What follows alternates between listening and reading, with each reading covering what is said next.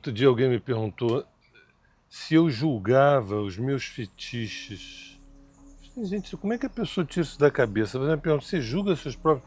Primeiro, partir do pressuposto que eu tenho fetiche. E a gente sempre tem, né? A gente sempre tem um fetiche. Agora, julgar os próprios fetiches, eu acho que é o mesmo que transar de meia, né? Não? Que horror. Eu acho que é o mesmo transar de meia. Não, mas eu acho, peraí, brincadeiras à parte, mas isso é sério, porque isso acontece muito.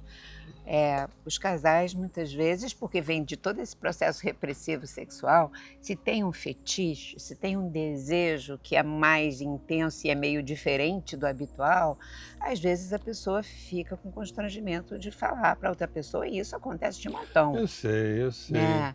Então, e ela mesmo julga. Então, e aí ela fica com medo que a outra pessoa julgue, não é? Eu acho assim, sei lá, eu acho que a relação, e a nossa relação mesmo, é uma relação que sempre se pautou por esse desejo de abertura, em tudo, não só no sexo.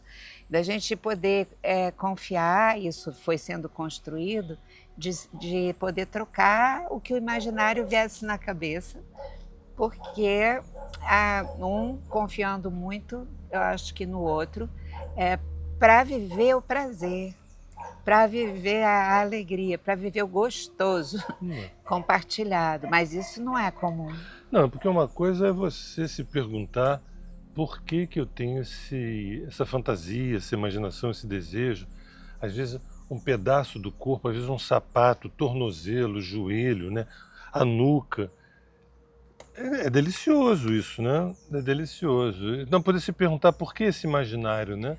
Mas julgar, eu acho que é um banho de água fria. Tipo, na Não, verdade, para mim é como se fosse o seguinte: olha, o que te estimula? Se há um acordo, se há uma permissão, se há uma claro, liberdade, se há uma possibilidade da gente, olha, porque na verdade é um ateliê, né? O sexo é um ateliê, é um lugar de experimentação também, né? Sabe, o nosso histórico sexual é uma história de autodescobertas.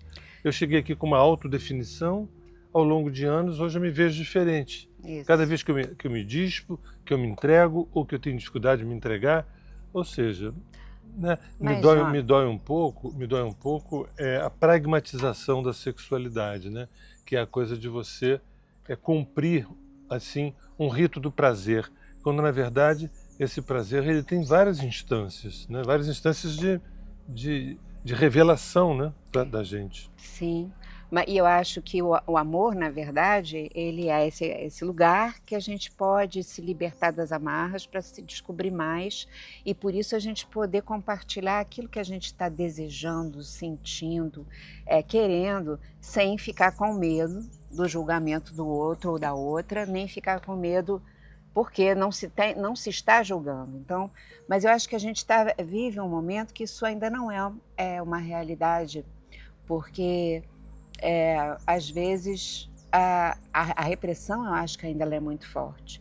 Então, esse lugar que a gente pode contar para o outro, mesmo quando a gente não tem certeza por que eu, sabe, fico excitado com a tua orelha, sei lá com o quê, ou com a fantasia que a gente pode aqui desenvolver no nosso encontro, a gente não esteja entendendo o significado disso mais profundo, mas se isso é um desejo, se a gente pode trocar, nossa, que delícia!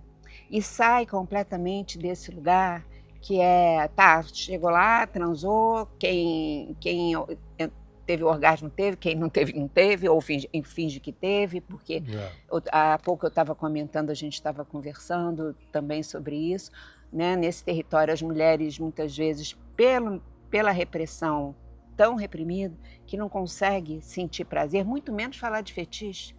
Então isso é uma libertação maravilhosa, poder se trocar dessa forma, né? Para chegar num lugar de muita liberdade, porque daí o amor vai ser... Por que a pessoa que eu amo, por exemplo, se a gente está junto há tanto tempo, por que você não pode ser aquela pessoa que vai me ajudar a encontrar um prazer maravilhoso que de outra forma eu não encontraria?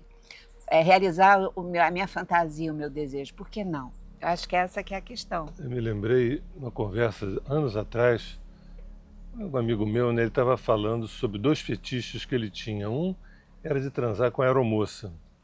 e outra de transar com uma prostituta, né? Aí eu resolvi entender melhor, falei, senta aí, vamos conversar sobre isso. O que que tem a aeromoça? Aí fui conversando, né? Ele disse que tinha um derivativo também, né? O derivativo da aeromoça era enfermeira. Ah, uma enfermeira. Ah, uma aeromoça. Aí eu fui tentando compreender e ali estava dito que, você sabe o que que é? Aquela coisa toda certinha, aquele cabelo todo preso, aquela coisa toda formal, você vai e começa a desarrumar, dá uma sensação de potência, não sei o quê. Aí eu falei, ó, é legal, faz enorme sentido. Aí a pergunta mais óbvia, e a prostituta? Eu falei assim, sabe o que acontece? A gente vive um cotidiano tão assim, que a gente quer fazer tudo que a Pois gente é, não sabe. Mas a tua namorada, tua mulher, tua esposa, Sérgio, olha só, é mais difícil, né? A gente foi criado ó, numa cultura viu? judaico-cristã, que a gente tem Maria e tem Madalena. Então, E eu acho que a gente casa com Maria, mas transa com transa com Madalena. Eu falei, Madalena. gente, que confusão esse negócio. E o melhor é fazer dessa relação, né, é poder transar com Maria e Madalena ao mesmo tempo, e com José e não sei mais quem. Mas assim, você está contando essa experiência. Então, às vezes, dentro de uma relação, a gente quer ter um imaginário e poder trocar isso com a pessoa, que aquela pessoa é outras pessoas, até Exato. conhecidas. Não é? Porque elas nos atraem, nos dão tesão. E por que que isso não pode? Por que que a gente, a outra pessoa que a gente ama tem inúmeros personagens Não, e a gente também? e, Então, e por olha, esse que assunto é será? E vasto. por que será que, por exemplo, no Carnaval, que tem uma potência erótica gigantesca, ali você pode viver as suas fantasias. Você pode se vestir de mulher, se vestir de homem, de bombeiro, de policial, de que quer que seja, beijar na boca, abraçar, fazer o que você quiser. Você, onde é que tiro? Normalmente, porque eu achei divertido, achei interessante. Para a psique, o buraco é mais embaixo. Fala assim, Claro. onde é que estava esse policial? Onde é que estava esse teu feminino guardado? Onde é que estava esse bombeiro guardado? Não é para também ficar um papo cabeça, não, mas tem uma inteligência por detrás que eu me recuso um pouco ser apenas alguém da ordem do fazer, porque aquilo ou é um protocolo aceito ou porque me dá prazer. Mas não, o que está por detrás disso, né? Então, mas eu acho que quando dá prazer é porque tem algo ali que É. vai nos completar de algum nível, que nem sempre é racional. E aí esse desejo da fantasia, você se lembrou bem o carnaval, né?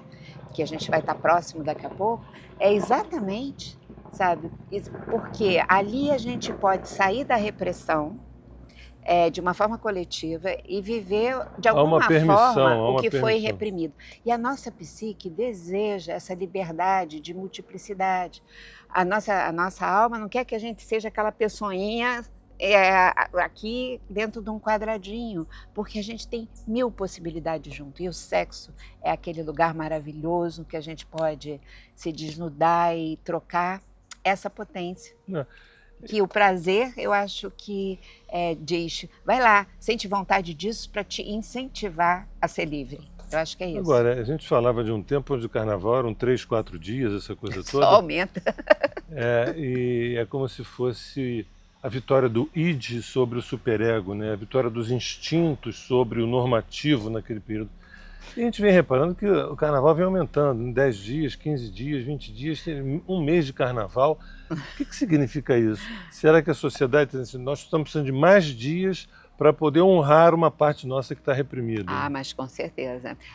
Como eu gosto de dizer, é a festa do deus Dioniso, que é o senhor do nosso inconsciente, na verdade, que aí fica autorizado a ser vivido. E é por isso mesmo esse aumento, mas então isso tem que servir de inspiração para a nossa vida pessoal aqui. Como é que eu estou vivendo a minha sexualidade? Como é que eu olho os outros vivendo a sua liberdade sexual de escolha? Porque a gente está no tempo da despreconceitualização. E o preconceito é o oposto da liberdade. Então eu acho que todo mundo está sendo muito chamado para se libertar e viver a sua sexualidade da forma mais verdadeira, né? E a relação maravilhosa, mesmo que não seja enorme de tempo, mas seja aquela que contempla essa possibilidade. Ou seja, momento maravilhosamente desafiador. Oh, claro.